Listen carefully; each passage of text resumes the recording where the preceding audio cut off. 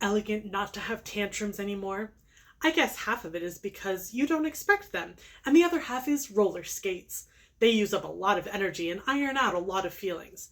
Like Mrs. Winslow's soothing syrup, they ought to be called the mother's friend. Continuing with my review of the Newbery Award winners, today we are looking at Roller Skates by Ruth Sawyer. It was published in 1936 and won the award in 1937. Ruth Sawyer was born in Boston, Massachusetts in 1880. She was the youngest of 5, the only girl, and kind of a surprise. Her parents formed a very strict regimen that she was expected to hold to, and she chafed against it a great deal, loving the fairy stories and folktales told by her Irish nurse, Johanna. She spent a lot of time following her brothers around, boating and hunting and camping. When she was young, she considered herself a failure because she didn't excel at everything that she wanted to do, and she was always trying to do something. She was a very active child.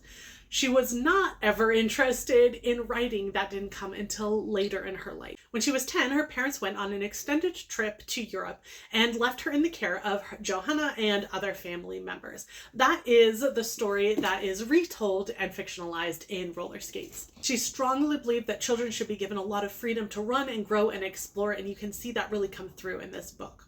As she got older, her fascination with folk and fairy tales led her to train as a teacher with a focus in folklore and storytelling, and one of the local papers sent her to Ireland to do a series of articles about Irish traditions and festivals. This led to her career as a writer, in which she won many awards, including the Newbery Award for Roller Skates. Roller Skates is about 10-year-old Lucinda and covers September through April of a year in her life.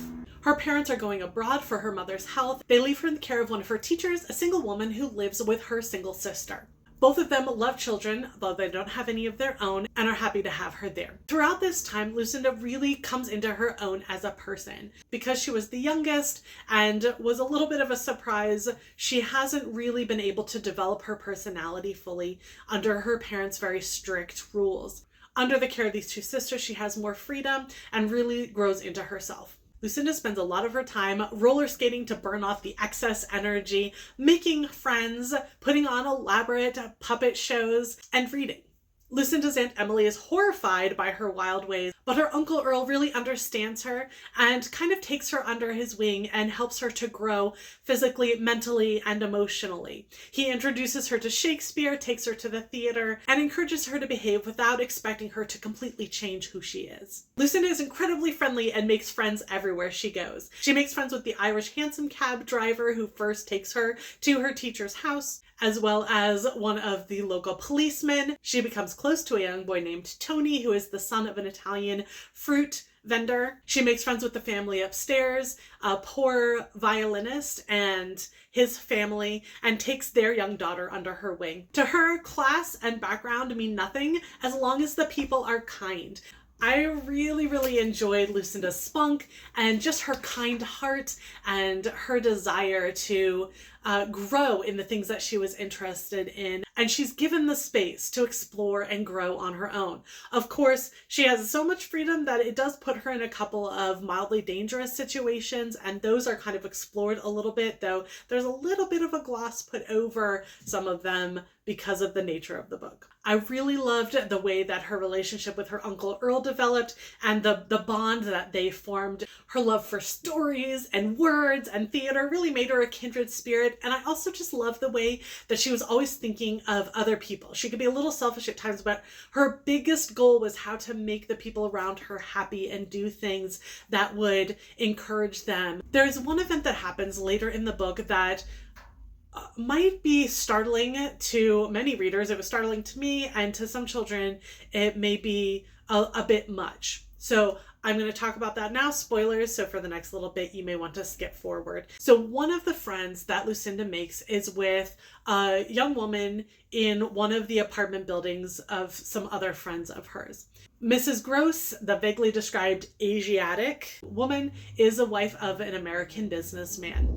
She and Lucinda meet and hit it off. During their first meeting, Mr. Gross comes home and charges in a jealous rage, having overheard voices, and he only relaxes when he sees that it is a young girl and not a man in there with his wife. This is one of those scenes that some children might not really pick up on what's going on, but is really obvious to an adult reading it. Later in the book, Lucinda stops in to see her friend, finds the door unlocked, goes in, and finds the stabbed body of Mrs. Gross on the couch.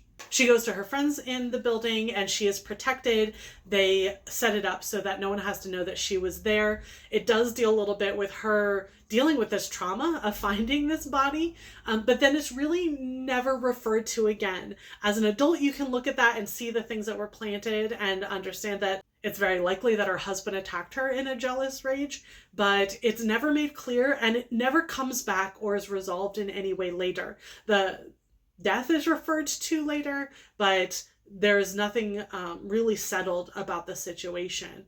It felt really, really jarring for the lighter tone of most of the book, and there are some things that are fed in that almost make you think that there's going to be something that comes back out of it, and then nothing ever does. It feels very strange. Reading the biography and realizing that these events come from Sawyer's own background makes me wonder if this actually happened to her and if that's exactly how it happened to her. But when you're fictionalizing, I feel like that element maybe should have been left out just because it doesn't add anything to the story and it doesn't really develop Lucinda's character. There is another death later in the book, which is more in keeping with children's literature from the time. And to me, that does what it needs to for Lucinda's character in a way that this death doesn't. Apart from that one incident, I just loved this book. I would read it again. I would love to get a copy for my own library. It is one I would hesitate to put in the hands of some children because of that one incident. But in general, I really liked Sawyer's style. I really enjoyed Lucinda's journey. I thought it was a great book with charming characters and really memorable passages. Next up, we have The White Stag by Kate Cerity. A little bit of a smaller book, so I'm looking forward to reading this. Thanks and happy reading!